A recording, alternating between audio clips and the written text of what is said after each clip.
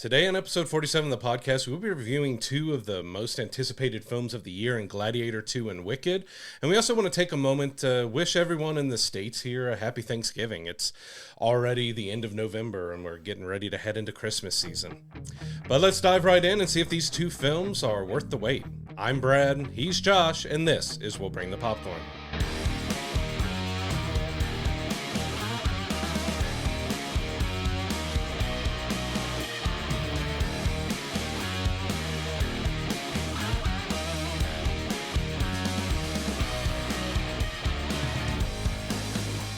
Before we get started with our movie reviews for this week, please don't forget to like and subscribe to us on YouTube. Hit that notification bell so you're always getting our episodes the minute they drop.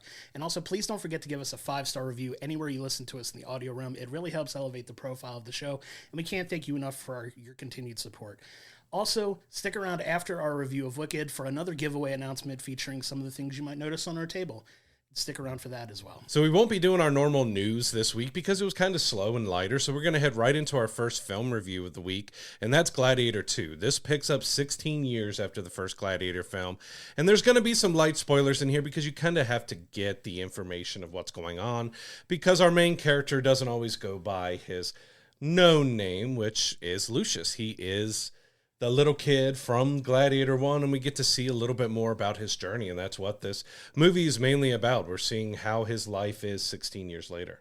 Yeah, this movie was a lot of fun. It really, like you said, picks up from where Gladiator 1 left off, and you see his rise to this, great fighter. You have a really awesome kind of kickoff battle scene at the beginning of the film that kind of sets the table for the rest of the story, where he has this real disdain for the Roman Empire, and his whole, purpose in life is to bring about the fall of Rome and have it be this free version of Rome that, Maximus really wanted to see, that he, talked about a lot in Gladiator 1, and it kind of really picks it up and takes it off from there. I really love this movie, man. I thought it was really, really good.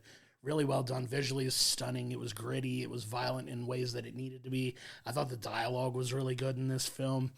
And you really get like this whole long, prolonged battle between, people coming to try to gain power in Rome from various angles. And it's kind of fun to see it all kind of come together and see like who's plotting in which ways and how some of it may be connected, and they're all trying to get to the same point but taking different angles to get there. It was a lot of fun. Yeah, I enjoyed it. I had a few issues with the story and stuff. I don't think it was as emotionally touching or gripping as the first one was, because Maximus's journey as a general, and he's there fighting the wars, and he comes back home and his family's killed, and then he's captured and he's being the gladiator and he's getting revenge on the emperor and everything else. It had that big connection. And with Lucius, I didn't feel that there was such a strong connection to the story with him. Like, it was a fun movie overall, but his main thing is he loses somebody in the first battle, and that's kind of the driving point, very similar to the first Gladiator, but not as dramatic. I mean, it was, but it wasn't. But he, kind of has it out for Pedro Pascal's character, which is Marcus, and I just didn't feel a great connection between, he didn't really have a strong connection to any antagonist in this movie until the very end when we get that twist and everything else. But between the new two emperors and with Pedro Pascal's character and stuff, I didn't feel that he had a solid connection. I enjoyed the story, enjoyed the movie overall, but it could have been so much better if it was a little tighter, with him having a better motivation than what he did. Because we do learn that after the first Gladiator movie, after everything happened, that he's kind of sent away for safety. He's the last remaining heir to the empire, so she's trying to keep him safe, but he feels a little mad at his mom and everything that sent him away, and he's coming after the Roman Empire and everything else. But past that, it doesn't get too much deeper when it comes to having a solid person for him to be going against, because everything with Pedro, you're actually feeling Pedro's not a bad guy through most of it. So it's kind of hard to have someone that you look at with disdain, because they're actually painting the guy he hates in a better way. Yeah, I agree with that. I think when you're being held up and compared to what is arguably one of the One of the best movies of all time, really. Like the original Gladiator is absolutely fantastic. It had lofty goals to live up to it, but I think it did a fine enough job in its own right of telling its own continuation of that story, in a way that, like you said, yeah, the main antagonist like is supposed to be Pedro Pascal, but it kind of winds up really being Denzel Washington's character in this movie, where he kind of for lack of a better term, buys the services of, Paul Mescal's character in this, and is having him fight his way and help him, get to the power that he kind of winds up craving for himself, really. And he's having his own avenues of trying to get there, and he's got his own nefarious plan, and he winds up being much more of the antagonist in this, but he's not really drawing the ire of, Lucius as much, but because it happens really late. Yeah, it you don't really start later. seeing everything until like the very end of the movie. And they do a lot of good exposition in the meantime to kind of get us there. But yeah, it kind of took its time to get there. But all the battles are great. The things they put the gladiators through to have them fight, all of those fights feel very practical, although some of them are a little more on the absurd side, especially the one with the water and the sharks and the water battle that they have to take part in the same stadium is a little absurd there. But I really feel like the action was strong in this film. The dialogue was really good in this film as well. Like I said, visually it was stunning. It was just, it had such lofty expectations to live up to that I don't think it quite met. But at the same time, like, I kind of want to detour just a little bit to kind of talk about our theater experience that we had when watching this film that I think kind of took us out of it a little bit. And we had some very obnoxious people sitting behind us that were, There's like 6 to 8 of them. Yeah, I had, like, for lack of a better term, pre-gamed before the movie. You could tell they had, because they were very loud and obnoxious and couldn't, like, stop talking throughout the film. That kind of took us out of really being able to focus entirely on this movie to give us a better, strong feeling of it. And doing our best to ignore that. That does and can, kind of hinder your experience in a movie, and could take a movie that maybe if we rewatch it, we may have a little bit of a different opinion if we can actually really focus on what's going on in the film.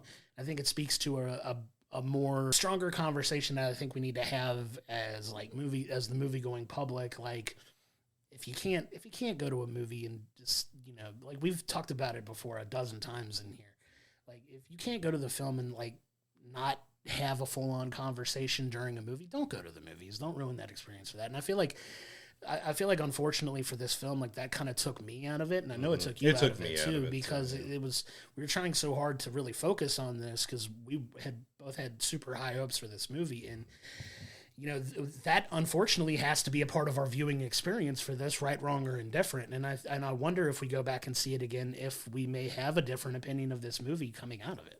Yeah, I do plan to see it again, but yeah, that was terrible. Like, they were even asked to stop having conversation, because we're not talking about a little whisper.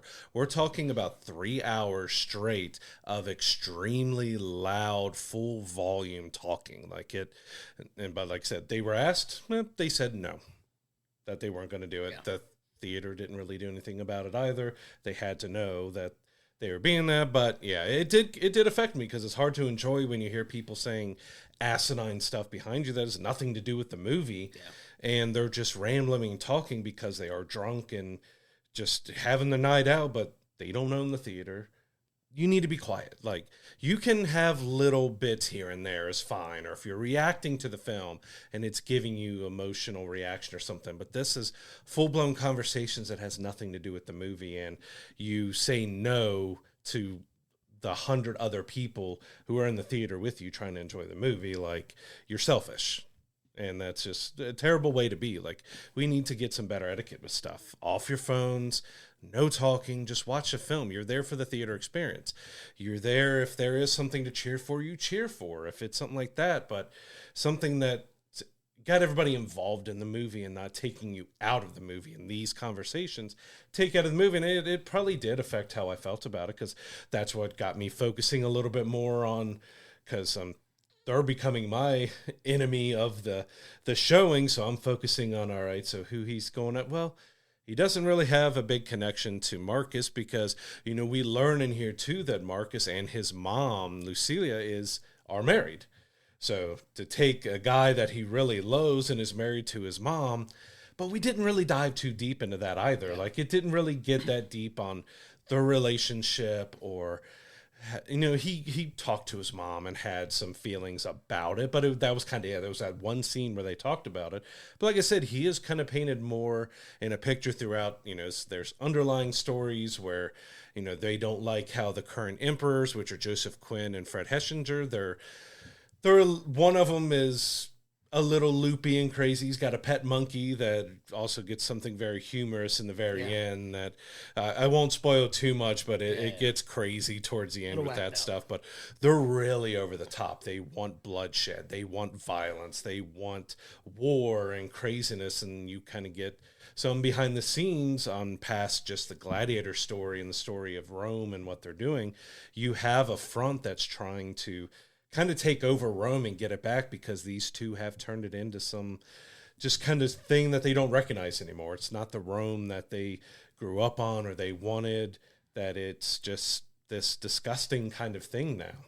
Yeah, and they definitely play some unhinged characters, and they both give fantastic performances in this movie as well.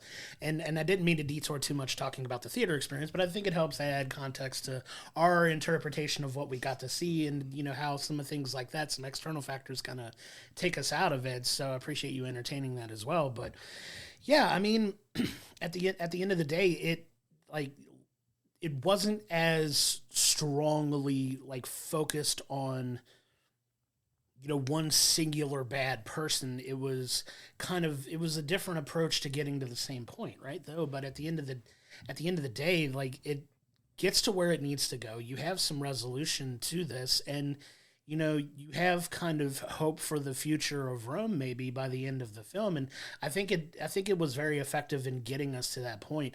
I really think the highlight of this movie is Denzel Washington and his character. Absolutely. And, he's, as we mentioned in our last episode, he's coming up on the end of his career now. And he just gives this amazing performance of, this wise, cunning, willing to take risks, type of person to get into that power seat. And you see him make some very really creative choices to see an avenue, see a crack in the system, and kind of exploit that for his own benefit. And he does a very good job of getting there with his actions and his motivations and things like that. He was a very strongly written character in this movie that I really think shined above everyone else. Yeah, he was really fantastic. I think he had the most depth and layers to him, because there is some mystery surrounding him and kind of what he does. Because what we say, a lot of his stuff, you see some slow building of some of it, but you don't see the majority of what his character is about until the last 30 minutes or so of the film. He had a lot of depth to him. I actually think he was a little bit better than Paul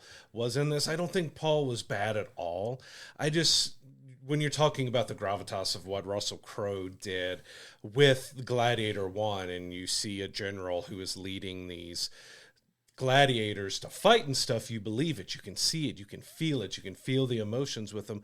I didn't feel the emotions as much. Why are they fully following him? He does a couple things that gets them to follow, but it's just almost instant they do. And he doesn't really give off those full vibes of, this is a guy that all these gladiators are going to fight and die for. You don't get that impact. It was kind of missing the emotional impact to me. Sure. For a lot of it, just because there wasn't a whole lot of it told a good story, but not much of it was really connected to each other in an emotional way. Even the stuff with his mom and his stepdad and all that, it didn't have an emotional feel. You didn't really you were supposed to care what happens to him, but in the end you're at least I was, and it might have been my annoyed mood as well. It was I didn't really care what happened to most of these characters, other than some returning ones that we see some different things happen with them. But it's the newer characters, they weren't bad, but just I was looking for that deeper connection. Yeah, and I get that. And I think they leaned into the heavy, you find out he is the son and he has a lot of his father's traits, and they kind of lean on that to give that the credence for why these people follow him as strongly as they do, I think. And then come to find out that, it is revealed that he is who he is, and more people understand that. And then he becomes a bigger threat at that point. Throughout the bulk of this movie, he's just known as, Denzel Washington's character's champion throughout this entire, through a good chunk of this movie, that he's this strong fighter that, can can rally the other gladiators behind him, but you don't really understand it's because he is who he is, and he has that gravitas that his dad has to a point. And he doesn't do it with the same flair Russell Crowe did, of course, but I think he did a fine enough job with what he was given to, you know, kind of play the character in the way that it needed to be played and get to that point where you see that leadership and that natural leadership ability kind of really manifest itself by the end. Like he really kind of, it's more or less him accepting the reality of who he is and what his name means and what he means to the people of Rome and what he could potentially mean for the future of Rome. Yeah. Like that kind of thing. I think they do a fine enough job in the back half of the movie getting there. It's the front half, I think, that could have used a little bit more work to kind of dive into that a little deeper than it did. But I don't think it was the full crux of the story up until that point. Like it was, they were getting there, but I don't agree that the way they got there, at least in the first half of the movie, was as strong. But the back half of the movie is fantastic. I think once you get to like the back half of the film, it really kicks into a higher gear and is a lot of fun for the back half. Yeah, it does take a good bit to fully get into the deeper part of the story, and by that time, it's, you know, it's the end, so like you're not getting that long. Like I said, if you go back to our favorite film episode, Gladiator is one of my favorite films of all time. I would give it a 10. It's not perfect, but I absolutely love that movie. It's an incredible film, great acting. But even this one, like I said, the cinematography is great. Yeah. The sets and the costume designs are just really incredible with it. It was good acting all the way. I say Paul didn't give me what Russell did. He gave a good performance. Sure. It just didn't have that weight to it that you kind of wanted to. Like you kind of build up the drama that he's this long lost, you know, heir to the Roman Empire and stuff, but it just didn't have that impact to me at the end. Sure. Like you see that at the very end, but maybe that's why we're getting a Gladiator 3, that, you know, he is working on a script for it right now, so maybe we'll get to see a little bit more of that in the third. But, you know, I thought it was a solid, fun film overall. It was very brutal with the violence. Like it got very, very violent with several scenes in there, and yeah, it was, I didn't care, like they gave good performances. I didn't really care for the Emperors because you had Joaquin Phoenix in the first one. Again, it's another comparison. Everything was between Russell and Joaquin, and you got that great drama and everything back and forth between them. These two were kind of just maybe a little too silly and over the top. Sure. To really feel, they didn't really feel like, how in the world did they even become emperors? Like how they act and how they are and who they are. Like it's a great performance giving that to them, but it was like these characters are like, how are people following them? Yeah, they're definitely over the top and a little outrageous too, but they have a lot of, I think they have a little bit more of a darker, sinister side in this film that is really shown directly. I think you kind of see bits and pieces of it where they're so quick to lean into violence and support that. Like you get this battle in the beginning of one of their champions and, you know, Lucius battling one-on-one in like a confined space in front of all of these regal and noble people. And you see how they react to that fight. And, you know, obviously Lucius wins. Otherwise we wouldn't have a film. He's like, mercy. But, yeah, they were like showing mercy, and we're like, no, absolutely not. And then, you know, you get this a little bit of a tidbit of, you know, like they ask him to kneel, and Lucius declines. He's like, I'd rather die than, you know, kneel and accept your rule, kind of thing. And you get a little bit of a taste of it there early, and you kind of go away from it until, you know, later on in the film. But I wish they would have dove into that a little bit more than they did, but I think this movie was more about so many different players coming for that throne in different ways, because you have Marcus with his agenda, then you have, you know, Denzel's character with his agenda, and then you have, you know, the Emperor's there, then you've got Lucius who's trying to use Denzel to get what he wants as well. It's kind of a little bit of all over the place, but connected in a way that made sense, right? So you have all these different people with plans and things like that, you know, don't all get to come to fruition, but one plan leads to another plan working, kind of thing. And it makes sense when you see it, but I think it was a unique way of getting there. And I think effectively they got there at the end, but like you said, it didn't have that same emotional impact, like you said, because it was so hyper-focused on one direct conflict that really was the focal point of the drama for the entire film, whereas this one was coming from multiple angles and didn't have the opportunity to hold that weight as much. Yeah, I guess the war and battle that kind of brought him into being a gladiator was the first. It was a great scene, sure, but it was the first 10 minutes of the film, and that was kind of all when it came to the war and battle. And we know there's a lot more in the first Gladiator, and we played with, the passing of the emperor and everything else. So, like, there was a much deeper connection there. But I almost feel, now that I think about it, that Denzel was more of a main character to this film than Lucius was. Like, I feel like more was about him, because there is, and I'm not going to spoil, there's several bits of mystery, not just because of what he's trying to do, but he reveals some stuff that adds much more depth to everything and why he's doing it. And it feels like he kind of got a lot more, but a lot more in a shorter time than Lucius did. Like, I feel like he is basically the main character of this movie. Yeah, I wouldn't disagree with that. He is a central focal point for a lot of this, and he winds up being that main antagonist for that reason. But yeah, I mean, they took their time getting there. By the end of the movie, I think it all comes together really well. I am excited to see where they move forward with the story, because we do get a lot of resolution in this film where it's like, okay, certain things are out of the way, and now you can see kind of a clear path forward, but what does it look like? What does that look like with a potential new direction for Rome? Like, what is that? Obviously, we know the fall of the Roman Empire comes at a certain point, in the course of history. But how are they going to tell us with this films? I'm a little curious to see where they go for the third one, where the conflict from it's going to come from, and kind of what happens moving forward. Because they're going to have to come up with, for lack of a better term, sorry to spoil some of it, but a new bad guy at this point. Because things work out the way that they do. I'm trying not to spoil the ending of the film, but if you see this movie, there's a very clear direction where they're going, but we don't know where the drama and the conflict is going to come from in the next film. It would make sense if the third one and potentially final one would be maybe about the fall of Rome, and maybe what happens, and they're thriving for a little bit, but the downfall starts happening and people aren't as trusting anymore, something like that. That would make for a much more emotional impact to the end, to see exactly just how the fall of Rome happened, the fall of the gladiators, the fall of the Colosseum and everything. Could be really interesting if they could work that out. But, the way I've talked about the emotional connection, I didn't dislike this movie at all. Like, I really enjoyed it. I had fun with it.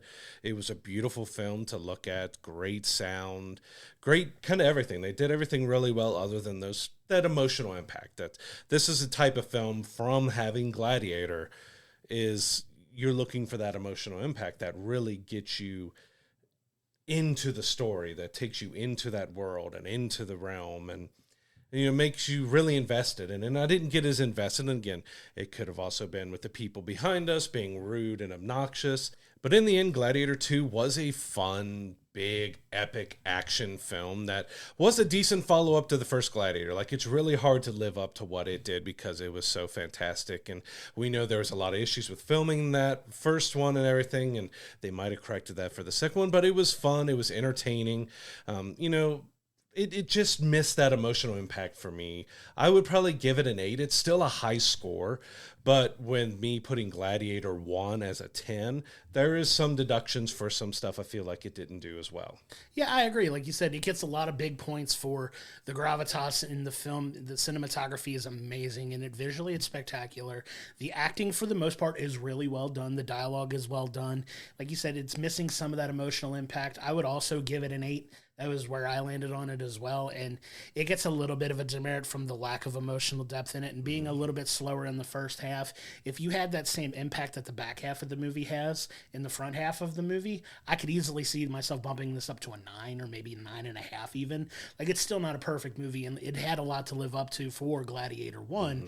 But I think it held up its own pretty well for the most part, which is not the easiest thing to do when you start talking about, sequels and the history of those types of movies, in box office history. I think it does a fine enough job in holding itself up to the original while kind of doing their own thing and setting up for a potentially very intriguing story for a third, because they are making a third. They're making this into a trilogy. Ridley Scott is already working on the screenplay and the script for the third film, and I'm excited to see how he ends this, because it seems like it could be one of Ridley Scott's last films potentially as well, and just to kind of see how they wrap this whole entire Roman story up in a way that could be a lot of fun, in my opinion.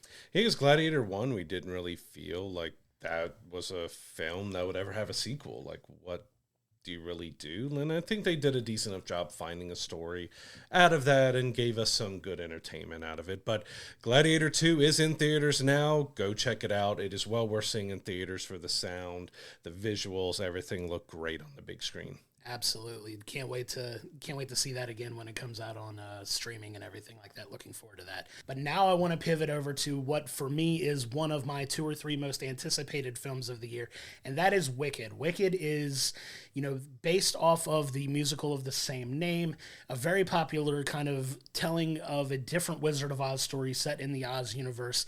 This movie stars Ariana Grande as Galinda, Cynthia Erivo as Elphaba, who is the Wicked Witch of the West. And I gotta say, this absolutely, without a doubt, lived up to the hype I had for it going in and exceeded every single expectation I had for the movie going into it. The music we knew was going to be amazing. I mean, you have 2 incredible singers as your leads in this film, but also it's an amazing story. It's visually beautiful. The sets are amazing. I cannot rave about this movie enough, and I think that it met and exceeded every single expectation I had for this movie going in.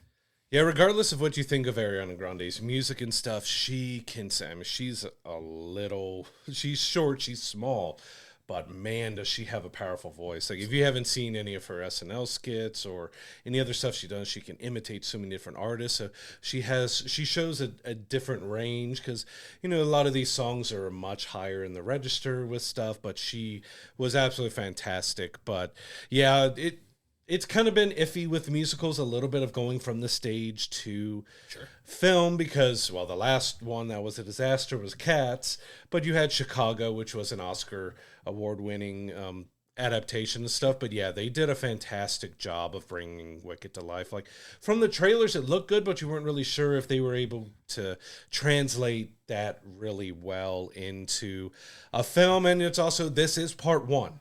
This is not the full story. There is a second story, but the first movie is as long as the actual musical is. But it didn't really feel like there was a lot of padding and stuff to it.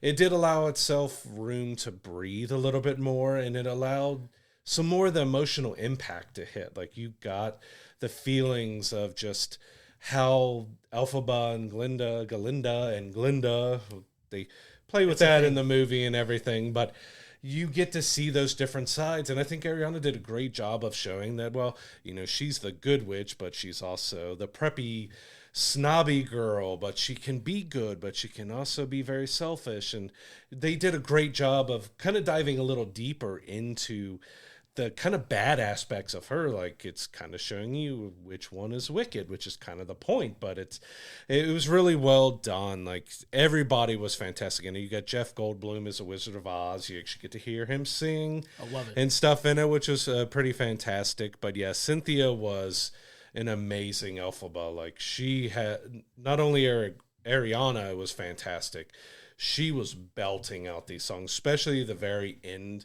and the very last song of the movie. Like, that was powerful. Like, she just absolutely nailed that performance. Yeah, this is a really superstar-making performance for her, in my opinion. She was already amazing and an incredible singer, an incredible talent, but I think this is just going to propel her to, like, another level of superstardom. Really, I really do.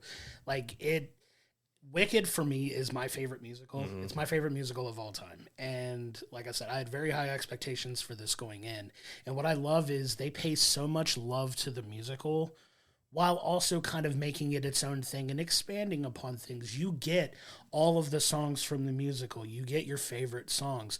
And what I love about this is it kind of takes its time with it, but it's also pretty much just act 1 of the musical. Because if you go see the musical, it is 2 parts, and it does end kind of in a similar way act 1 ends for the musical itself. So it got to that point, and I'm like, going into this, I'm worried, like, if it's going to be 2 parts, how are they going to do it in a way that makes sense, with part 1 having a runtime of pretty much the entire length of the musical, like you said. But after seeing it, I'm so glad that they're breaking it up into 2 movies, because you get up to the end here with Defying Gravity, we can spoil that here. Defying Gravity is the end of the movie. Like, they get to that point, and, the back half of the musical is more about the consequences of people's actions and kind of the fallout and how the Wicked Witch gets to the point where, she meets her end at the hands of Dorothy. So we get kind of the first half in this first film, but it's done in such a way that pays so much homage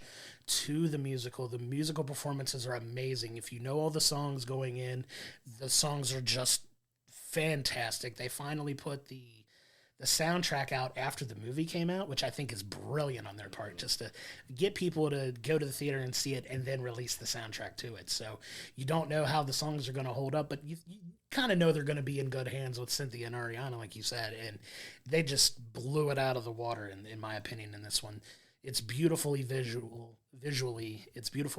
and the sets are all practical, which I think is amazing for like this type of movie where like everything could have been CGI, but all of the sets in this movie are practical and they're so beautifully made, and it's just an incredible sight for not only your ears but your eyes.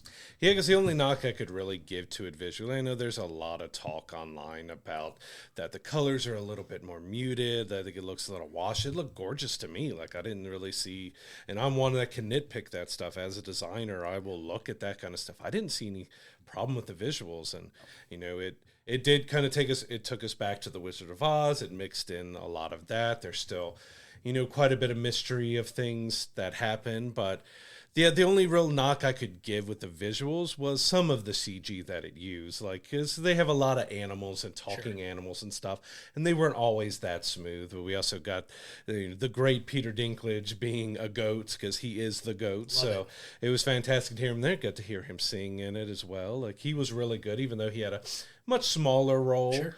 But he was great. Like, everybody played the roles really well. Like, just, there was no one who was out of place. And you got Jonathan Bailey as Fierro. He was fantastic. He had that charm, but he also had the depth and stuff to him that you could see between the two with Elphaba and Glinda, like how he was feeling. But he also got that slyness that he's a prince that kind of wants to do whatever he wants. Like, he played it really well. There was nobody that's out of place. And I think this was, Ariana Grande is already a big star. She's done acting. She's sold so many albums stuff, but this was a fantastic performance by her that I think is going to catapult her into more roles, because she is kind of playing herself and playing the cat character that she did with Sam and Cat and everything, because it's a little bit of the ditzy, because but that's how it's kind of written in the musical and stuff too. I would love always the hair flip that she was so over the top with, the hair flips, and all of the her room and all the bubblegum pink everywhere when they're doing Popular and doing the makeover.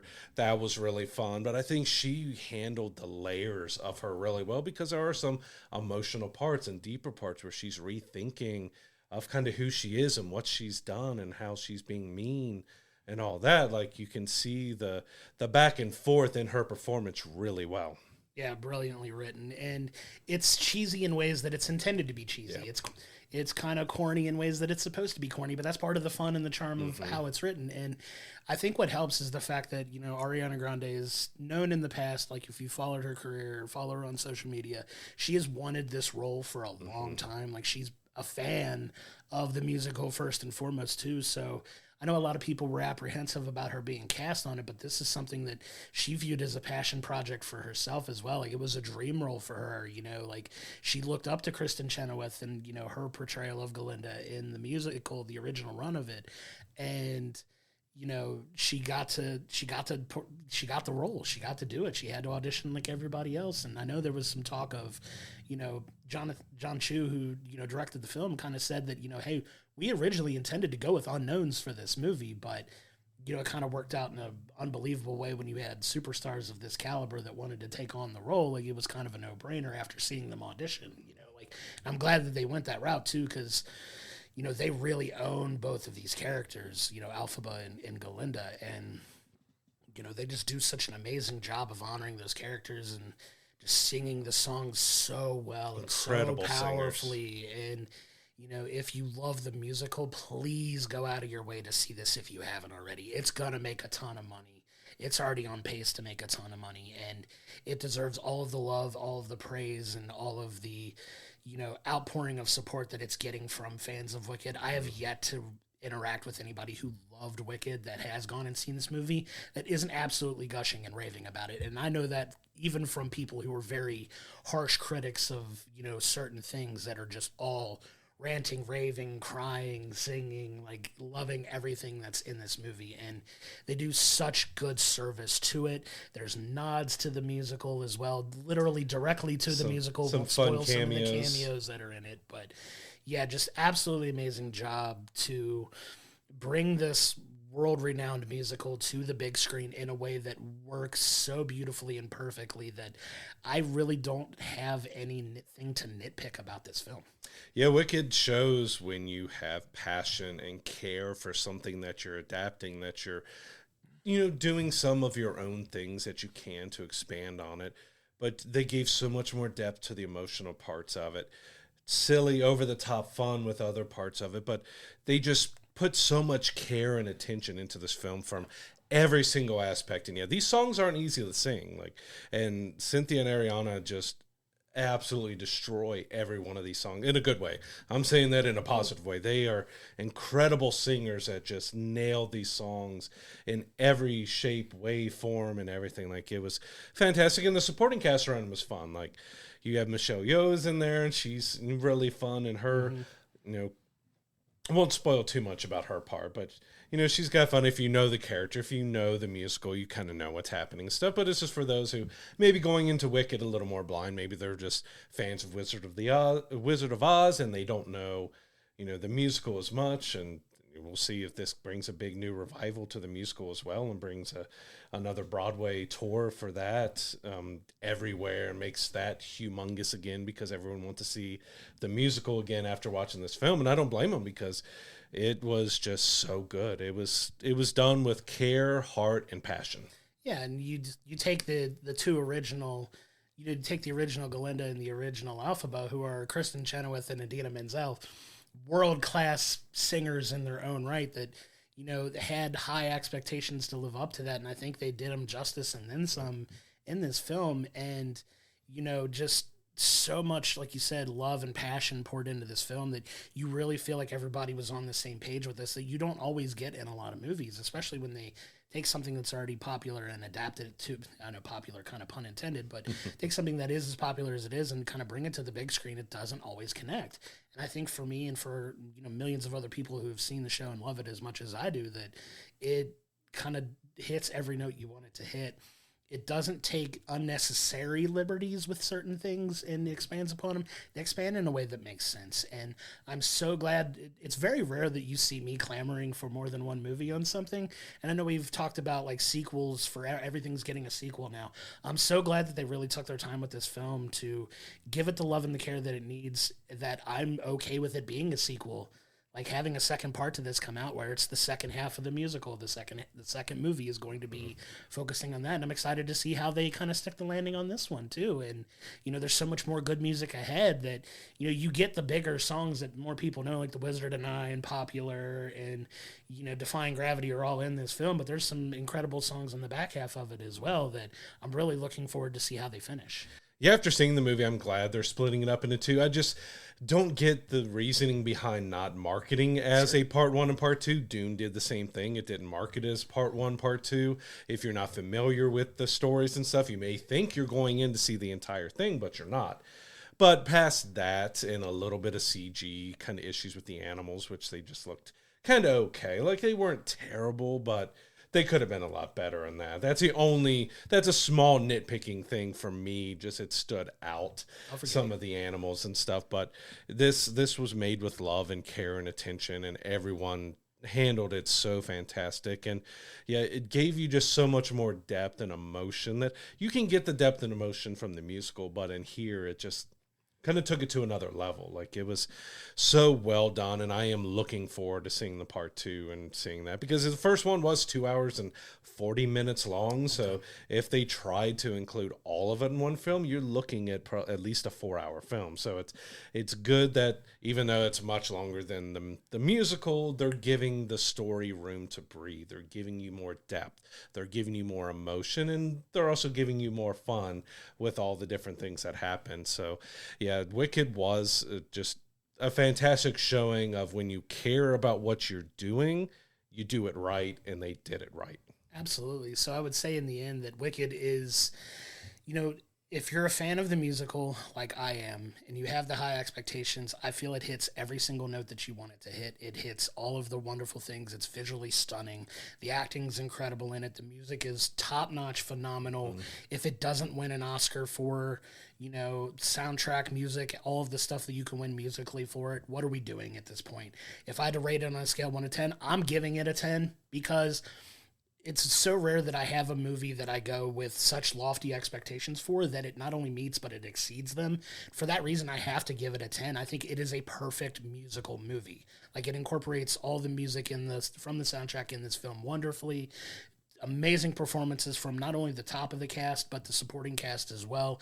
It is fun. It's emotional. It hits like all of the things you want coming out of a movie emotionally, and it hits it really well that, you know, if you got a soul, if you got a heartbeat, I think you'll love this movie. And for that reason, I give it a 10. Yeah, I agree. In the end, Wicked was a fantastic adaptation of the musical. Like, they took so much care and time, put so much effort to make sure they got it right. The emotions hit right. The songs are fantastic. Everybody fits her role really well. I don't know if I would put it as a 10 for me, because 10 is kind of a very lofty thing. Like, I think it is a really fantastic movie. And saying that I would put it in a 9, 9.5 is not a knock on the movie at all. That still means it's a really fantastic film.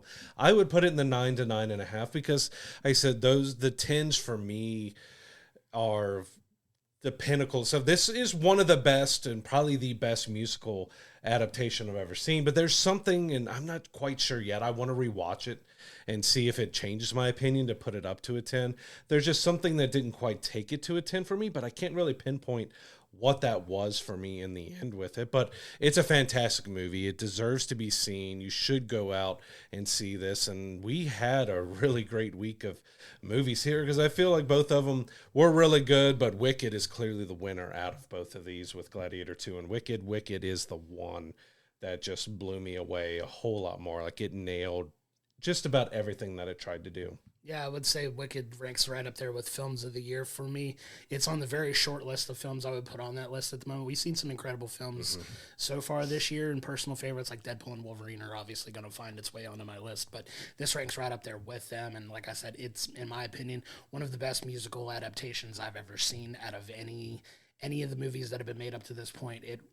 It's legitimately as fantastic as I hoped and wanted it to be, and for that reason, I had to give it a 10, but Wicked is out in theaters right now. Please go check it out. It is one of those that is absolutely 100% worth the theater experience.